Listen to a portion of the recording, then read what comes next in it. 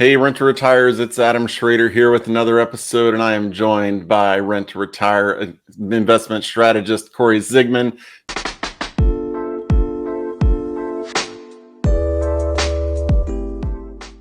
And we're here today to talk about some of the returns you're seeing. So, Cori, thanks for joining me today. Hey, absolutely. Always good to get on a live call with you. I think, with all of our calls, we're a little crazy family over here at Rent to Retirement. So we're always talking, but it's cool when we get to actually talk with you and discuss some of the questions that we all hear just to help you. Absolutely. It's always a pleasure. I've got you in my ear all the time, every day, talking to you, but seeing you is nice. So let's talk about the changing marketplace that we are in, although it hasn't changed a lot recently, aside from the fact that things have changed since 6 months ago and people haven't really adjusted to the environment that we're finding ourselves in and that we're probably going to find ourselves in for a while right now. So this is one of the things, and we talked about it before, back during COVID, people started seeing new builds, they started seeing rehabs, and the returns were easily double digits. Your new construction, 8, 10, 12%, your rehabs, 15, 16, 17%. Historically, not accurate, correct? Not accurate at all. No. I mean, like 9 to 11% was always really good. That was pretty steady for a lot of years. And then it just started dipping down a lot. It's been changing. I would say the past 4 years, we've definitely seen a lot of market shifts and different things happening. Yeah, and that 9 to 11% that she was mentioning is not for new construction. No, not for new construction. That was for turnkey. Sorry. Yeah. Yeah. So they are different, and people ask that a lot. They're like, "Oh, why are the returns better on the rehab properties instead of this?" I'm like, "Well, you got to look at location. In a lot of cases, you're buying in a nicer location.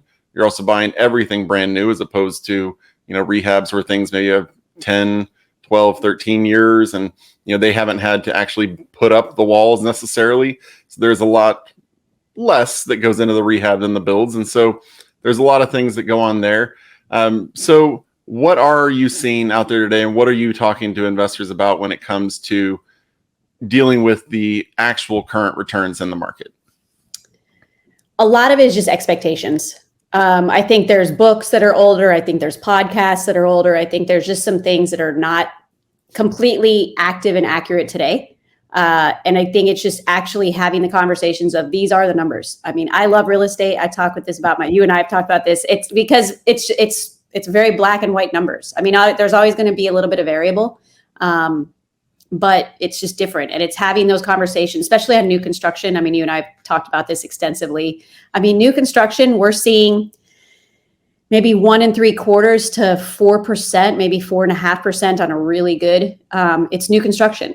And new construction, you and I were talking, and you can, speak more to this, but it's different than having something that's been existing, and kind of like you were just saying, different area, different type of tenant. Yeah.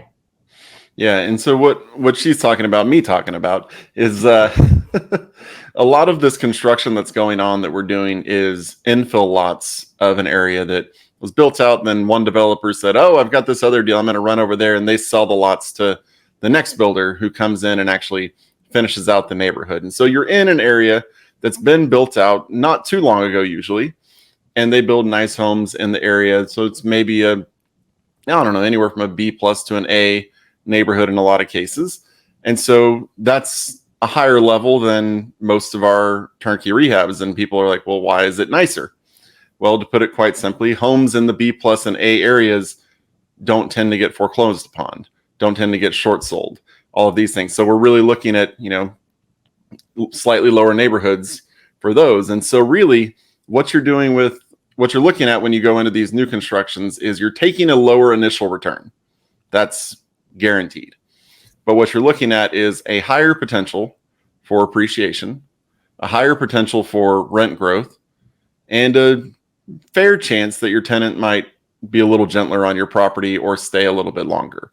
Although it could be the other way, and it could be that they move more frequently because they can actually buy a home in the future. So that is kind of the trade-off. So Cori, in your buying, whenever you go in and you're looking, kind of how have you decided when to buy new construction and when to, and I know you do flipping, but how do you determine whether it's time to do new construction or whether it's time to go into the rehab space?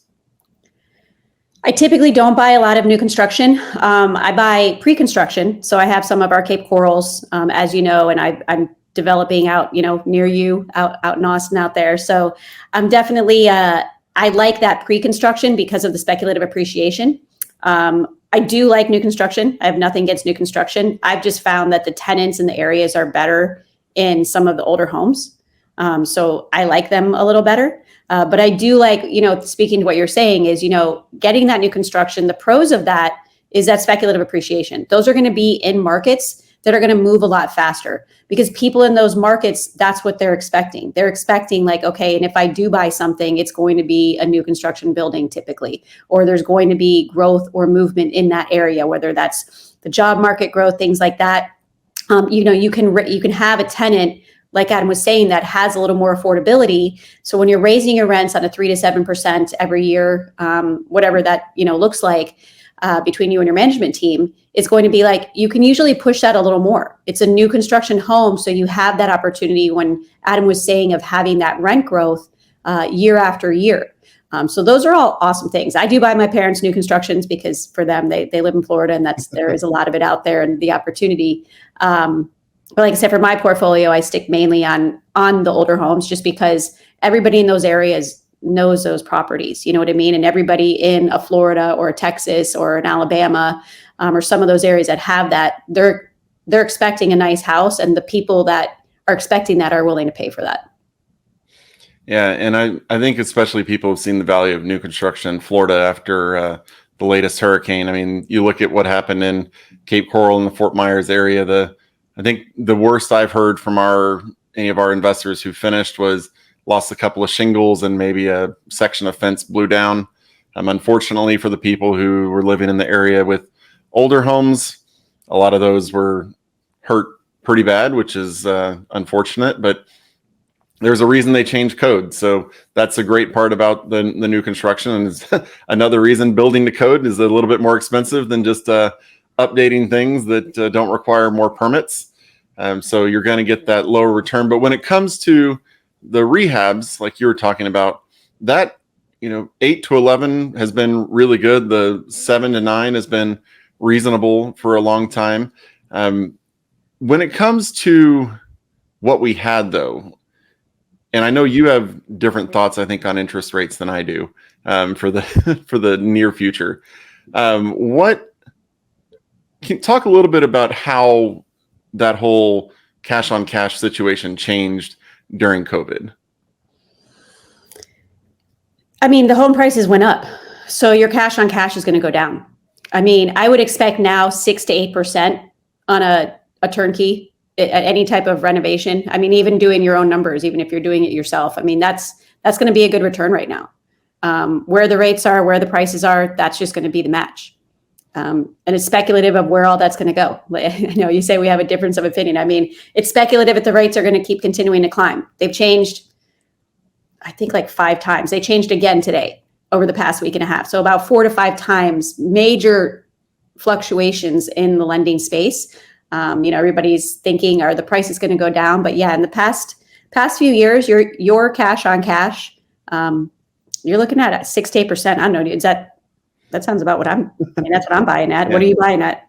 Yeah, no, I agree with that now. I mean, we definitely saw it, during COVID when you get an interest rate down at 3.5%, 4%, you're going to get easily 12, 13, 14% usually cash on cash. But, you bump that rate up to 6.5% and suddenly your returns do shrink. But one of the things I don't like about people looking at pro formas and brochures is that it does only represent year one. And that is something that, you look at properties, I look at properties that I've owned for years, and year one, they were 7, 8, 9%, somewhere in that range. But as I've kept track over the years, and I am a nerd who calculates my overall cash on cash monthly, I could tell you for each one, I've invested a total of this in the property. I've made a total of this. And most of my properties are in the 20 to 35% cash on cash range. right now over time. My new constructions, because of rent growth, have been, about that same rate. Although I will fully admit that I got into these builds pre-COVID and then they were finished during COVID. So that's not going to happen again. I don't expect that to happen again with the builds that I have going on. It's going to be great if it does. But we did see we need to adjust to the environment that we're actually living in. And regardless of if you think rates are going to spike, if you think rates are going to stay the same or drop, the reality is it is what it is. I think I've heard you say that phrase to investors so many times it is what it is, right? Yeah.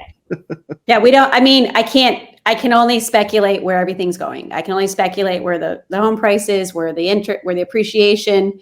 If you're buying on appreciation, you're taking a gamble and you're going to watch it. And if you're not going to use the appreciation that you get, who cares if it appreciates? It's the truth. You can buy new construction based off of that. You're taking a lower return for that speculative appreciation. So when you get that appreciation, what are you going to do with it? Are you going to buy another house, or are you just going to leave it in the house and be excited that your house is worth more? So I think that that's one thing as an investor is you have to look at is why are you buying what you're buying and where you're buying it?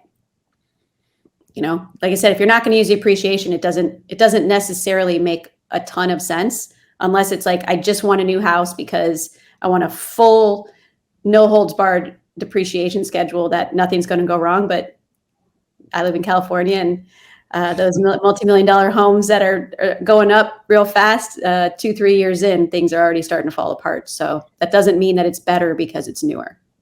Yeah, absolutely. And that is a great point. Is people don't think about debt equity much. It's like, oh, I've got $100,000 of equity in my property. Okay. Right now you have $0 because it's in your home. So what are you going to do with it, and what can you do with it?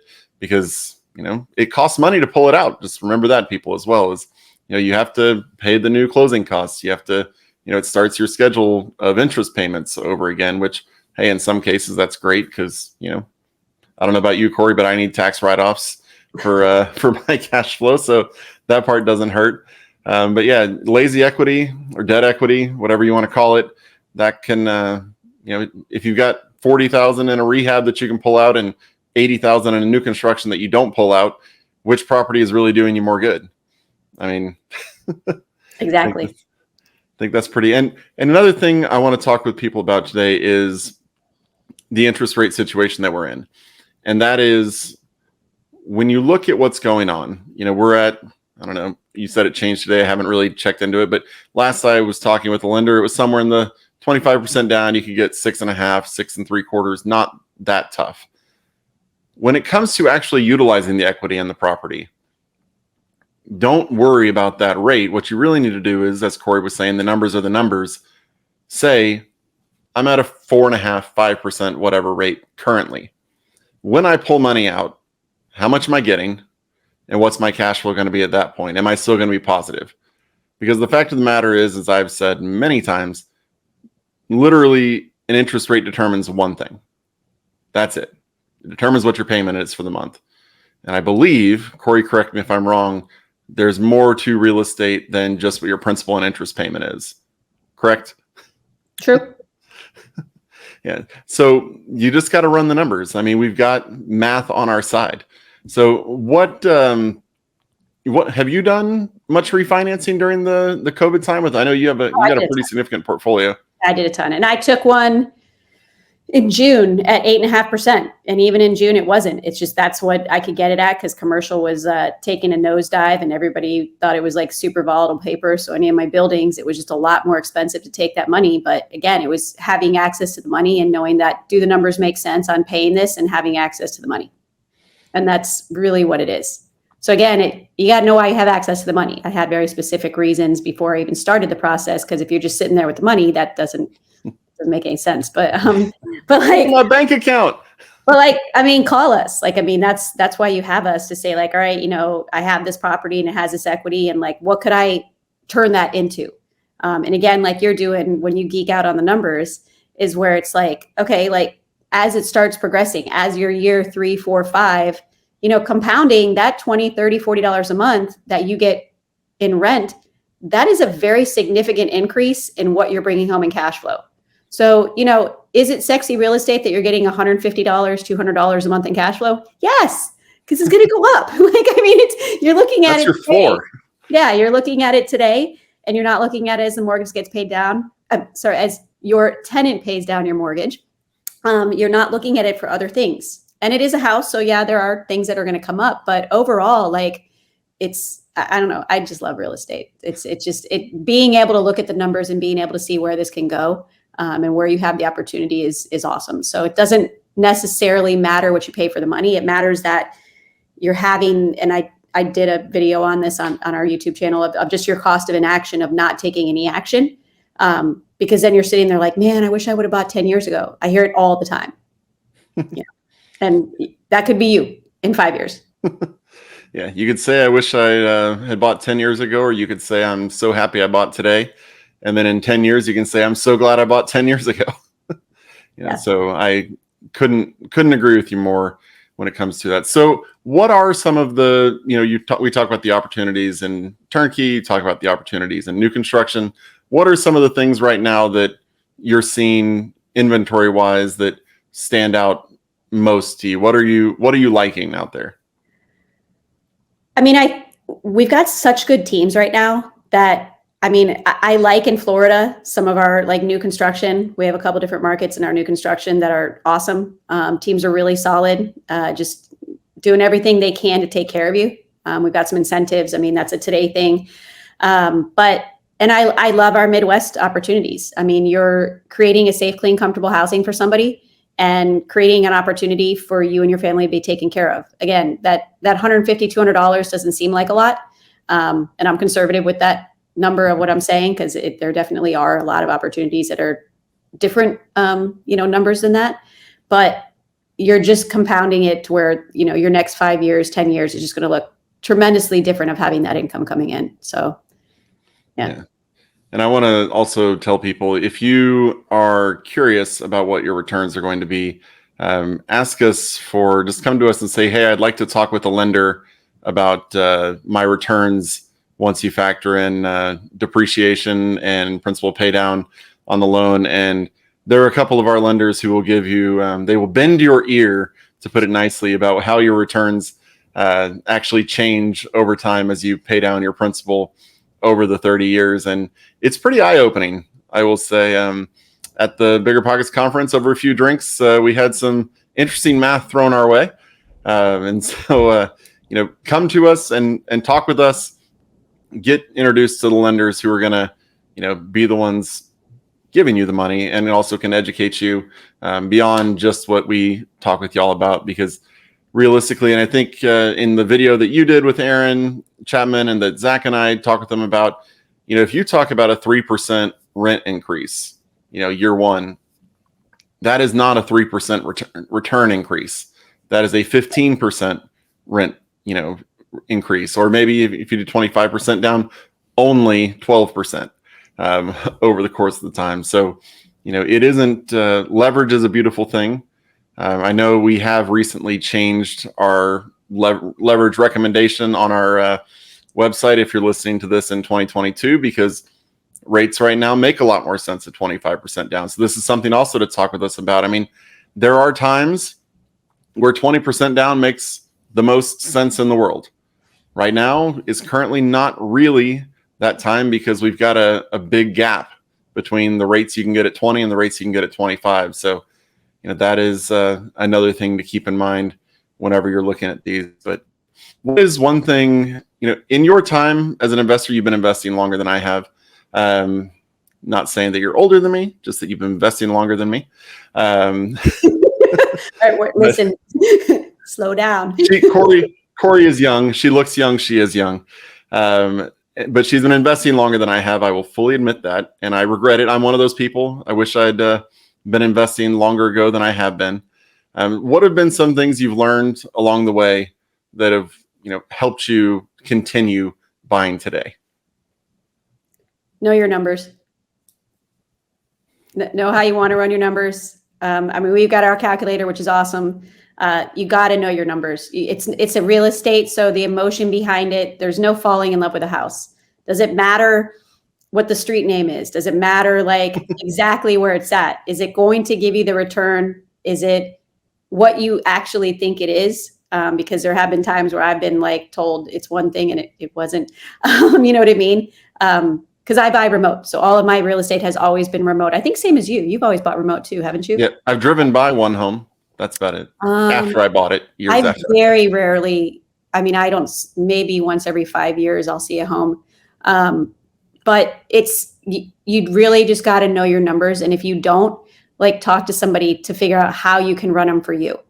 It's any investors that have ever talked to me, we always talk about, I used to run my vacancy rates at 10%. So when I was taught this business many years ago, I was always taught run my vacancy rates at 10%. And my CPA is like, why are you running your vacancy rates at 10%? And I'm like, I mean, that's what I was told. And he's like, well, are you expecting your property to be vacant 1 month out of the year every year? And I'm like, no, like that's horrible. I mean, he's like, stop running your vacancy rates at 10%. He goes, you're not running them the right way. And so, I mean, I've luckily had mentors and had, teams and had systems that have helped me really get good on that. I think like having conversations with us, that's just something that we can also help mitigate. And again, it's just being able to look at it holistically as a whole of like one property will make a difference. It will offset some of, the income that you have coming in. If you have, income coming in that you're trying to be like, how do I pay less taxes? How do I do things like that? Like, how do I grow? You got to start, pick up the phone and have a conversation with us and see if we can help you. And yeah, it's knowing your numbers. Same as you said, putting 25% down right now. We made that decision collectively as a team. That wasn't just an arbitrary decision. It's like, we're just going to put 25% down on the pro formas now. We just had so many conversations with lenders, so many conversations with investors, and that was making sense. So that's why we did that, right or wrong. So you can still run as you need to run them. But again, trust with our expertise of doing this and helping investors every single day, that we're trying to put you in a high probability of success. Yeah, I love that you talk about the vacancy numbers, because that is so true. I mean, if I had a tenant turn every year, I'd be asking my property manager, who on earth are you putting in my properties? And, I need to start calling other people. It's just like when people talk to me about maintenance, like, oh, well, where are the CapEx reserves? And like, well, that's something you can add in if you're planning on holding this property longer than most people do. I mean, if you're planning on holding something 4 to 7 years, probably don't need to set aside much for CapEx if you're buying, something with like through us where everything's got 10 plus years of life left. I say, but if you're looking to hold it 15, 20, even up to 30 years, yeah, you better set aside some CapEx expenses or you're going to be sorely disappointed whenever they do come up. But you just got to look at, you got to know what your plan is for getting out whenever you go in. Are you holding a lot of people think as well that, oh, well, I'm just going to buy this house and own it forever. Like Cori said, don't fall in love with the house. I buy everything to keep it forever too. But sometimes people come and make an offer and I'm willing to sell that. And sometimes there's just time to exit. And it's just having people around you to have those conversations with of when it's time to exit. So, yeah. And I always tell people a lot of times the property will tell you when it's time to get rid of it. Good or bad, the property, you'll be like, you know what? I've had a good run. There's been no maintenance on this. And now these things have 2 years of life. I'm going to hand this off to an owner occupied who's not thinking about CapEx necessarily. They just love the location. They love the property. That's great. Other times you say, you know what? This market isn't for me. I'm going to move to the next market. And so goodbye these properties. I've fired markets before, Cori, as you know, happily moving into other ones because sometimes the market just, you end up realizing this isn't what my investing goals are now. And so that's completely okay to shift focus. I mean, how many different avenues of real estate have you been in at this point? I would say everything except for storage units, but my dad is in them. So proximity is power on that. But I think that's the only thing. Yeah. I mean, I've had mobile home parks, land development, new construction, multifamily, single family, syndications, private lending. Yeah. Covering the bases is. I just, so rent to retirees, I have to say, I love Adam just said, like, there's a knock on the door when it's time to exit. I think you and your wife had like a, recently like a bang on the door of like, hey, it's time. Yeah. If you haven't shared that. Yeah, that was a good, it is. There's always that moment where it's like, okay, it's time for us to go. Yeah. And I'm assuming you just jumped into all of those day one, right? You're just like, I have this money. I'm going to syndicate multifamily, single family. No. And I actually like never looked for any of the opportunities. I just wanted to flip houses my whole life. Never wanted to do anything else. Like that was and I still do. That's been like, until I can't do it anymore.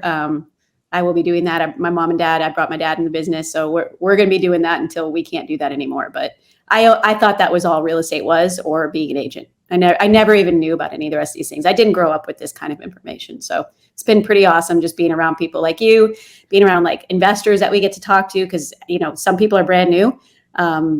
And some people, and where I can still learn from people that have never bought anything. And I still learn from people that have way more than I do. So I think it's really cool that we get to have an opportunity like this to talk to you guys and have you guys and always let us know what you want to talk about. Adam and I will jump on a podcast anytime. Adam will jump on a podcast, or I'll jump on some, one of these videos, and we'll talk about anything you guys want to talk about.